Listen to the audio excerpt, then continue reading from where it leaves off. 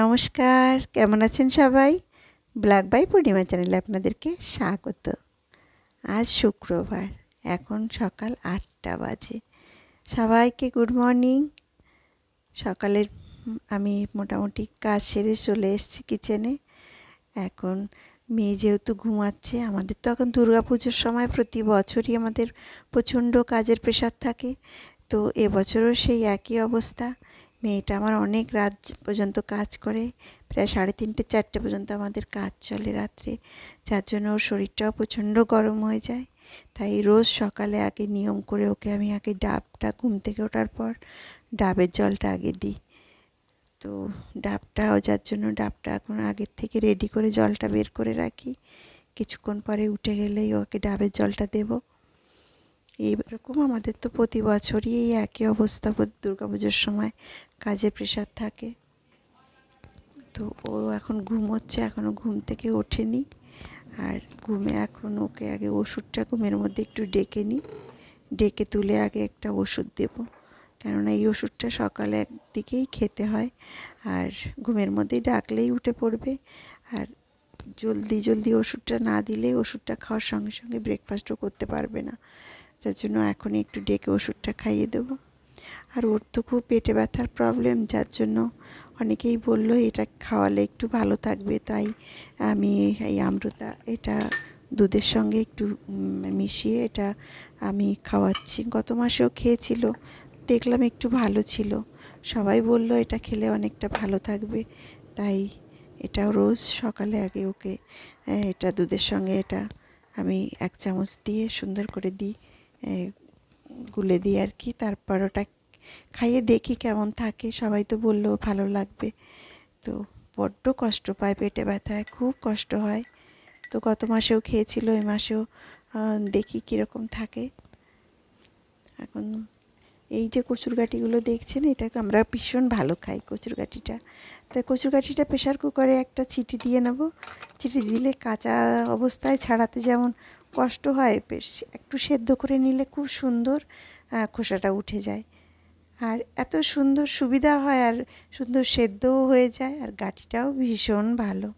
আর গাঁঠি দিয়ে তরকারি করলেও ভীষণ ভালো লাগে, মাছ দিয়ে বা চিংড়ি মাছ দিয়ে, যেরকম খুশি রান্না করা যায়। তবে আমি সাধারণত মাছ দিয়েই রান্না করি, ছেলে মেয়েও ভীষণ ভালো খায়।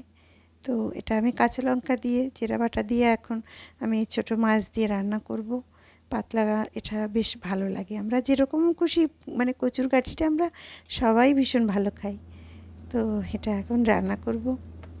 রিচ রান্না একদমই করি না, তার কারণ এখন এত রাত জাগছে, এত শরীরটা কষে যাচ্ছে, যার জন্য একদম হালকা পাতলা রান্না করছি। আর এই দেখুন, এগুলো তো আমার ছাদ বাগানের জিনিস। আমার ছাদ বাগানে তো আপনাদের দেখিয়েছি প্রচুর সবজি হয়, সেখানে চতুর্দিকে উচ্ছে পেকে রয়েছে। আর পাকলেও আমার উচ্ছেগুলো কিছু নষ্ট হয় না, তার কারণ আমরা পাকা উচ্ছে দিয়ে ভর্তা খেতে ভীষণ ভালোবাসি। এটা আমি আপনাদের আগেও দেখিয়েছি। ছোটো ছোটো টুকরো করে কেটে একটু ফ্রাই প্যানে হালকা ভেজে নেব, তারপর ভর্তা করব। দারুণ খাই আমরা এটা, কিন্তু আপনারা একবার করে খেয়ে দেখতে পারেন। তো একটু মাছের ঝোল প্রায় হয়ে এসছে। কচুর গাঁঠির তরকারিটা তো কচুরমুখী বলেন, আমরা কচুর গাঁঠি বলি। তো যাই হোক, একটু ধনেপাতা দিয়ে দিলাম। আর এই যে উচ্ছের যে দানাগুলো, এগুলো একটু ভালো করে ধুয়ে রোদ্রে শুকো দিলাম। এগুলো আবার সামনের বছরে আমার কাজে লাগবে।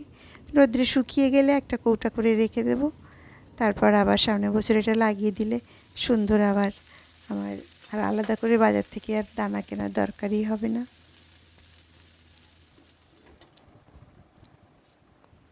ভাবছি মেয়ের জন্য একটু পাতলা ডাল বানিয়ে রাখবো, ডাল হলে ভীষণ ভালো খায়। আর ঘরে আম রয়েছে, একটু আম দিয়ে একটু টক ডাল করলে বেশ ভালো খাবে। আর আমরা প্রত্যেক দিন আমাদের খাওয়া শেষে একটা টক চাই, চাটনি চাই।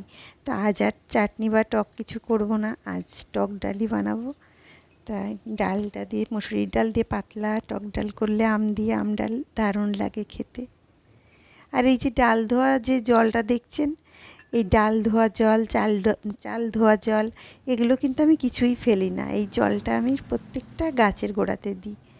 আমরা তো এমনি জলই দিতে লাগে, তা সেখানে এমনি শুধু জল না দিয়ে একটু চাল ধোয়া জল বা ডাল ধোয়া জল দিলে গাছেরও একটা খাবার পেয়ে যায়, আর আমার জল দেওয়ার আলাদা করে আর শুধু জল দিতে লাগে না। তো আমি এই জন্য না কোনো এই সময় চাল ধোয়া জল বলুন ডাল ধোয়া জল আমি কিছুই ফেলি না, এগুলো গাছে এভাবে আমি দিয়ে দিই প্রত্যেক দিনই। যখনই ধুই তখনই আমি এই জলটা রেখে দিই। আর এটা দেখেন, একটা চায়ের কাপ ভেঙে গেছিলো, নিচে একটা কোল্ড ড্রিঙ্কসের বোতলের একটা অংশ আর চায়ের কাপটা দিয়ে একটা ছোট্ট পট বানিয়েছি। সেখানে একটা মিষ্টি গাছ লাগিয়েছি, দেখতে বেশ ভালো লাগছে আমার। তো মোটামুটি রান্না অনেকটাই হয়ে এসছে। এই আম ডালটা করব। আম ডাল করলে পাতলা আম ডাল মুসুরির ডাল দিয়ে বেশ ভালো লাগে, আর মুখটাও ছাড়ে, খেতেও বেশ ভালো লাগে। এখন তো আমের সিজন শেষ। এই যে আমটা দেখছেন, এটা 12 মাসের যে আম, সেটা আমার দাদার বাড়িতে গিয়েছিলাম, ওখান থেকেই নিয়ে এসেছিলাম। অনেক কদিন হয়ে এসছে, যার জন্য দেখছি একটু নরম হয়ে এসছে। তো আজ ভাবলাম না, অনেক দিন হয়ে গেছে, এবার আম দিয়ে একটা ডাল করেই নিই। আর ছেলে মেয়ে ঘুম থেকে উঠে যাবে এক্ষুনি, কিছুক্ষণের মধ্যে ওরা উঠে পড়বে। এখনও ওরা ওঠেননি। ছেলেও অনেক রাত পর্যন্ত পড়াশুনো করে, তার জন্য ও একটু দেরি করে ওঠে। আর মেয়েতেও একটু দেরি করে উঠছে, ভোরের দিকে ঘুমিয়েছে। নিচে আমার ওয়ার্কশপে অলরেডি ছেলে মেয়েরা চলেও এসছে কাজে। তো মেয়ে এখন উঠে স্নান করে আবার রেডি হয়ে নিচে নামবে। তো তার আগে সবার ওদের জন্য একটু ফলটা কেটে রাখি। সামনে যদি ফলটা কেটে বক্সটা দিই তাহলে খাবে, আর একটু যদি সামনে টাইম মতো না দিই আর খাবে না। তো তার জন্য রেডি করে রাখি। তো ছেলেটা আবার সমস্ত ফল খায় না, ওর আবার অনেক ঝামেলা খাওয়া নিয়ে। তো যাই হোক, ওর জন্য ছোটো বক্সটা করলাম, আর দিদির জন্য বড়টা করলাম। এই সামনে যদি এটা রাখি তাহলে ঠিক খেয়ে নেবে, আর টাইম মতো যদি সামনে না রাখি তাহলে আর এই ফল খাবেই না। আর ড্রাগন ফলটা দেখুন কত সুন্দর। ড্রাগন ফলটা আর বক্সে দিলাম না, রঙটা লেগে যাবে, আলাদা করে রাখি, আলাদা উঠে খেয়ে নেবে। এটা কি লাল দেখতে, কি সুন্দর।